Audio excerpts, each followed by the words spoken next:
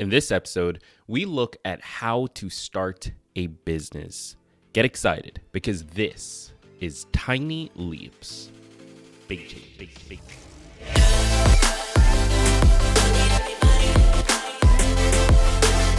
Welcome to another episode of Tiny Leaps, Big Changes, where I share simple strategies you can use to get more out of your life. My name is Greg Clunis, and in this episode, we are looking at a topic that many people ask, especially around this time of year. It's one of those things that we all sort of want to do to some degree, whether we want to go full time on it or not, that's different. But we all sort of want to have our own thing, to make money on the side, to start a business, to take an idea and turn it into a revenue stream.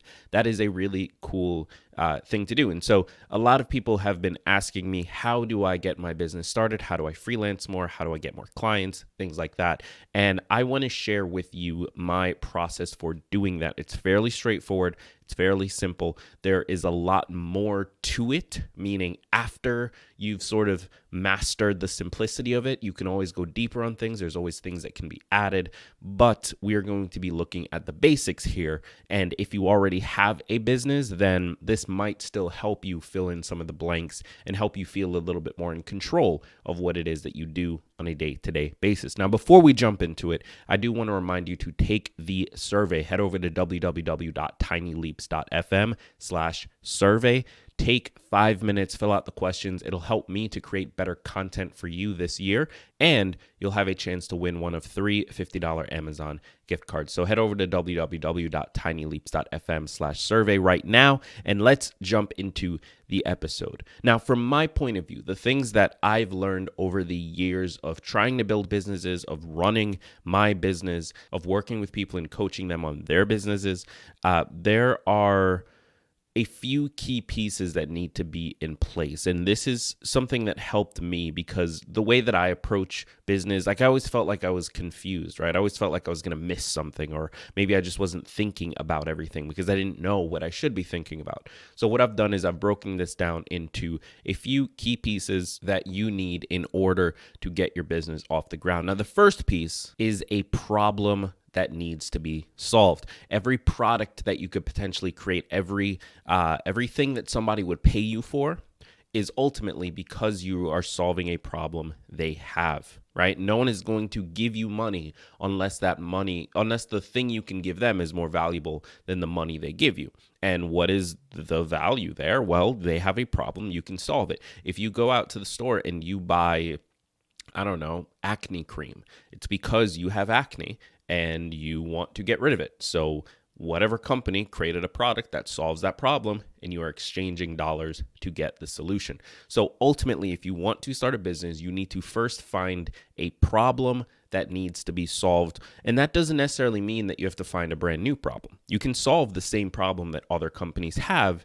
You just then have to find a way to differentiate yourself. And we're going to talk about that in a little bit. But ultimately, a problem needs to exist that needs to be solved. That is the first step to starting your business. Now, the second step is a solution for that problem, right? So now you've identified the problem, you know what it is you want to solve. Well, now you need to actually set out and find a solution for it. Now, things like, for example, if you're going to start a web design agency, what's the problem?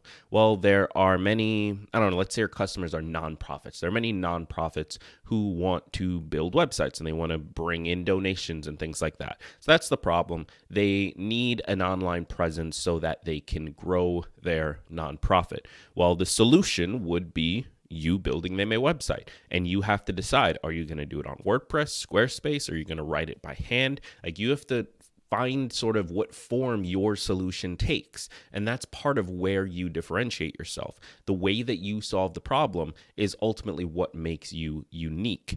And so you can find a solution to the problem that you've decided you want to solve. And that is the second step of starting your own business. Now, the third step is you need a customer, or at the very least, a target customer. So these are the people that are suffering from the problem you want to solve, right? Going back to that acne example, if you have a product that solves the acne problem, who is most likely to be your customer? Well, you can target teenagers, you can target people going through different emotional changes, you can target, there's all these different groups, right? People that would suffer the most from acne. You need to essentially just pick one and say, these are my customers. These are the people that I want to solve this problem for, because that's what's going to drive your marketing, which we're going to be talking about here in a second.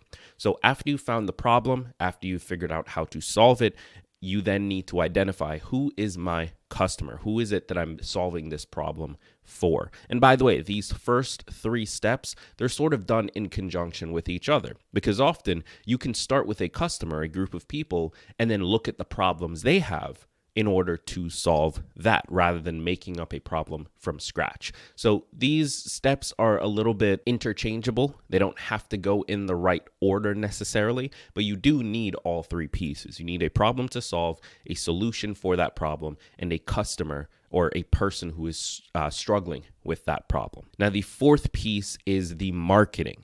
And all this is, don't let that word scare you, right? People hear the word marketing and they think, oh, I'm not good at that. All marketing is telling people about your solution. That's it. If you are targeting teenagers suffering from acne, you just need to get in front of them and say, hey, this thing will solve your acne. That's all marketing is. Now, it gets complicated, obviously, when you bring in things like tracking certain metrics. Do you do digital marketing? Do you do flyers? Do you do X, Y, Z? The answer is always yes. You do whatever gets the message in front of your target customer. So if you are targeting teenagers, maybe you're on TikTok because that's where a lot of teenagers are hanging out, or maybe you're on Instagram, but you're probably not necessarily on Facebook. So all of those decisions around marketing just comes down to, who is the customer and where are they? How do I best get this message in front of them at the lowest cost possible? If you're trying to target teenagers for acne, then you probably don't want to run billboard ads. Like, that's not necessarily going to be the lowest cost way of reaching them. So you always want to just ask yourself that question. How do I tell people about this solution, right? I've got the problem. I know what the solution is. I've got the people I want to target. How do I tell those people, hey, I've got the solution for you, so that they don't have to search for you? That's all marketing comes down to, but you do need that as a core piece of starting your business. Now, the 5th thing you need in order to start your own business is what I call the model, right? This is the business model aspect of it. Now, all a business model is, and again, this is my interpretation. I'm not sitting here with an MBA, but this is how I approach it, right? The business model is essentially the makeup of how you charge and what you charge, right? So it's ultimately, how do we make money? Now, ultimately, you want to sell the product, the solution, to your customers via marketing, right? You find the problem, you build a solution for it, you identify who your customers are, you do some marketing to get the message in front of those customers, and then you've got to make money from them. You have to charge them. You have to exchange that product. That's what the business model is. It's sort of the collection of all the decisions around, what are we charging? How are we charging it? How do we exchange the product for the money? How do we deliver on the product? Like, all of that is the business model. So let's give you a concrete example, right? So coaching. If you are a life coach, there are a lot of life and health coaches listening to this show. If you're a life coach, that is your business model. Coaching is the business model. So you charge XYZ either per session or per month or on a retainer, and you deliver that service by meeting one-on-one or online or over a group session or via email or whatever your thing is. All of those decisions, that's the model. That's what you had to decide on in order to actually make the exchange of value for dollars. Now, if you're going back to that acne example, you've got a solution for acne. I don't know why this is on the brain today, but anyway, you've got a solution for acne. What's the business model? Well, the most basic one is you're going to sell tubes of your thing direct to the consumer, and that would be an e-commerce model. So you build a Shopify store and you get your pictures and you load them up on the website and you figure out the pricing, and people go on, they order it, and then you ship it out. That's super basic. Another business model would be selling to actual businesses. So selling in bulk to like a Walmart or to an Urban Outfitters or whoever would pick up your acne cream. And in that scenario, you get paid by the store and then they sell it directly to the customer. Or a third business model is a boxed-based business, so a subscription box where every 3 months you're sending them 3 months worth of your acne cream, and they're going to subscribe to pay you monthly for that service. So you just have to decide, how am I going to charge? How is this going to be structured? How do I deliver this product to the customer? And that's ultimately the business model. Now, when you hit these 5 pieces of the puzzle, you have everything you need to start a business. Now, again, there are other pieces. You have to manage your finances. You have to pay taxes. You have to worry about legal. You have to think about HR and managing a team and building a team. In many cases, you have to think about shipping and fulfillment and warehousing and all of that stuff, right? But all of that, in my opinion, that's like medium. That's not beginner level. That's the stuff you think about once you've got this other stuff down. Once you've got this stuff figured out, then you can worry about all the rest, because a lot of it isn't going to be needed by every single business. If you're selling digital products or coaching or something like that, you don't need to worry about warehousing. So there's no point worrying about that before you even decide what the business model is. So these are the 5 most basic pieces of starting a business. You need first a problem that is worth solving, that people are struggling with. You need a solution to that problem. You have to come up with a way to actually solve it. You need a customer or a potential customer that struggles with that problem.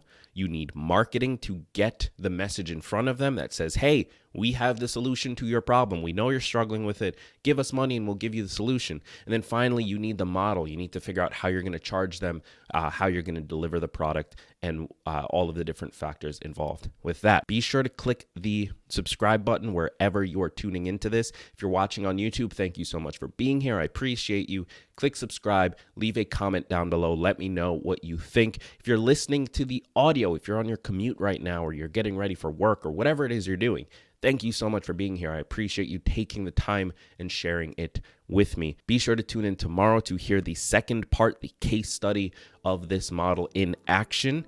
And as always, remember that all big changes come from the tiny leaps you take every day.